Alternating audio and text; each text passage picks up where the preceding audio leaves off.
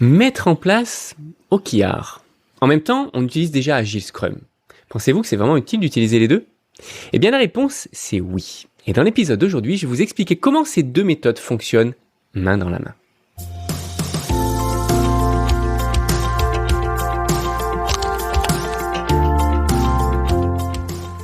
Bienvenue, vous êtes fondateur, vous n'avez pas de compétences techniques, pas de panique. Avec le Startup Snack, on vous donne toutes les clés pour piloter votre startup sereinement et c'est disponible sur YouTube et sur podcast. Je m'appelle Amaury, je suis le fondateur de MyCTOFriend et depuis 2013, j'ai accompagné des centaines de startups en tant que CTO. Et j'ai coaché parmi toutes ces startups, plein de startups à chaque fois, on implémente toujours en premier la méthode Agile Scrum. Pourquoi? Tout simplement parce que les fondateurs pensent généralement long terme, la vision, produit de l'entreprise, etc. Et la prochaine étape. Donc du coup, la prochaine étape, c'est très concret, c'est Agile Scrum, puisqu'on va parler de mettre en place des sprints, etc. Par exemple, pour une des startups que j'ai coachées, ils ont utilisé pendant très longtemps la méthode Agile Scrum. Leurs développeurs sont habitués maintenant à utiliser cette méthode-là. Et au fur et à mesure que l'entreprise grossit, il faut devenir un peu plus stratégique sur la définition des priorités pour aider finalement le product owner à prendre de meilleures décisions pour l'entreprise. Et sans à chaque fois devoir appeler le CEO pour lui dire « Qu'est-ce que tu penses de ci? Qu'est-ce que tu penses de ça ?» Et donc c'est là qu'OKR est parfaitement pertinent. Et si vous n'avez pas vu encore ma vidéo sur l'OKR, je vous invite à le faire. Il y a le lien directement en description ci-dessous. En deux mots, OKR est là pour aider l'entreprise à avancer en direction de sa vision, la vision produit. Donc, tout en haut, nous allons avoir la vision de l'entreprise, la vision du produit. En dessous, nous allons avoir finalement l'objectif du produit. Quelles sont finalement toutes ces grandes fonctionnalités que l'on veut donner à nos utilisateurs, qu'est-ce qu'ils vont pouvoir faire et comment. Et c'est en dessous que l'on va retrouver OKR. Finalement, sur cette vision de qu'est-ce que l'on veut servir, comment on veut aider le monde avec notre produit, OKR va arriver en disant « Ok, mais qu'est-ce que c'est concrètement les key results, les résultats clés que l'on veut atteindre ?» Et c'est à ce moment-là que l'on va pouvoir déléguer les décisions au middle management. Le top et le middle management vont pouvoir dire « Ok, c'est ça qu'on veut atteindre. Maintenant, à vous de trouver le meilleur chemin, le chemin le plus smart, le plus malin pour atteindre cet objectif. » Et donc, à ce moment-là, on passe côté agile.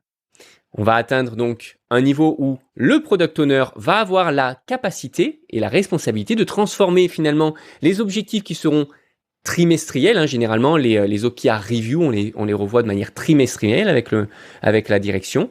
Et il va pouvoir transformer ces objectifs trimestriels en actions qui vont être, au final, dans la méthodologie agile, des épiques et des stories. Prenons un exemple concret. Typiquement, si un de nos OKR pour le trimestre à venir est d'augmenter le taux de conversion entre les comptes freemium que l'on a sur notre plateforme SaaS et les comptes premium. Et si on veut augmenter ce taux de conversion de 10%, c'est un OKR qui est précis avec un objectif qui est mesurable. Pour prendre en compte cet objectif, donc le product owner, lui va avoir cette responsabilité de prendre les bonnes décisions pour atteindre cet objectif. Typiquement, qu'est-ce qu'il va pouvoir faire? Il va pouvoir faire un brainstorming avec son équipe et dire, OK, qu'est-ce que l'on peut faire pour augmenter ce taux de conversion parce que c'est l'objectif que l'on a.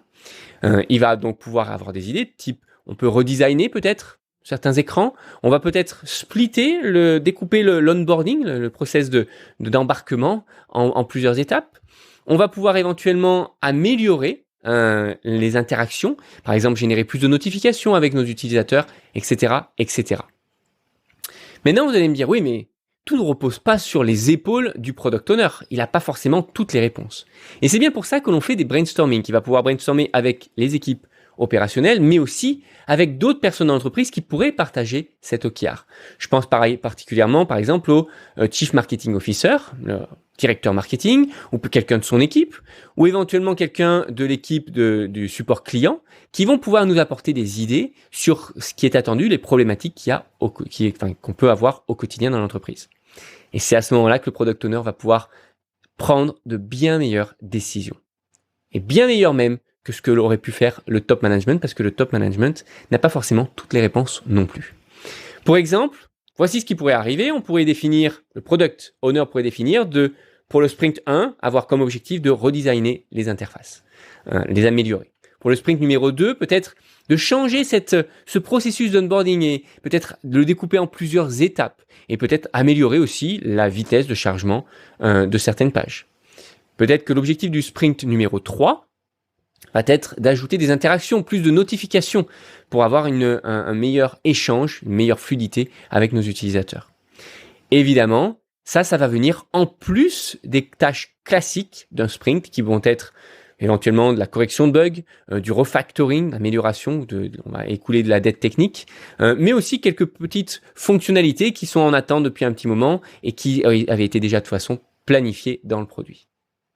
Et ce qui est super avec OKR et Agile, ensemble, c'est qu'on est toujours dans ce processus d'amélioration continue. Et on va pouvoir toujours suivre la direction qui est donnée par OKR et mieux manager au quotidien ce qu'on a à faire. Typiquement, on va être très agile puisqu'on va pouvoir tester de nouvelles choses. Peut-être qu'on va ajouter de nouvelles fonctionnalités, un nouveau design, de nouvelles notifications, peu importe ce qu'on va ajouter d'ailleurs. Tout ça pour aider et pour atteindre notre objectif clé. Et certaines actions vont être efficaces, d'autres non.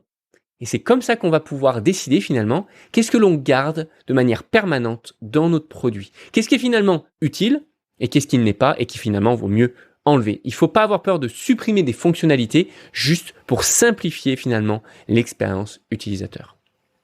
Techniquement parlant, au quotidien, qu'est-ce que ça va changer ? Ça va changer que le product owner, en utilisant OKR, va pouvoir impacter et faire un meilleur sprint planning et un meilleur sprint review, qui sont les deux meetings importants de la méthodologie agile et qui vont nous permettre de toujours être alignés avec la vision de l'entreprise.